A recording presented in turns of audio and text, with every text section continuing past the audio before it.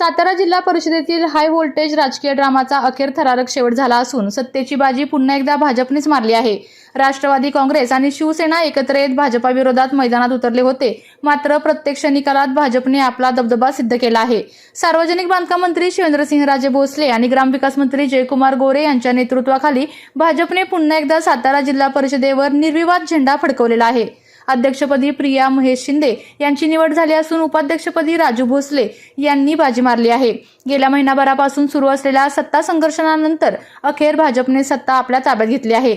विशेष म्हणजे भाजपकडे अवघे 27 सदस्य असतानाही शिवसेना आणि राष्ट्रवादीच्या गटातून काही मते फुटल्याने समीकरणे बदललेली आहेत आणि त्याचा थेट फायदा भाजपला झालेला आहे।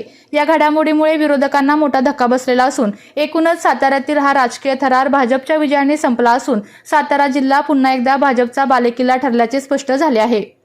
आपल्या तालुक्यातील जिल्ह्यातील बातम्या सर्वप्रथम पाहण्यासाठी आजच सातारा न्यूजला YouTube चॅनलवर सबस्क्राइब करा, लाईक करा, शेअर करा आणि बेल आयकॉन प्रेस करायला विसरू नका।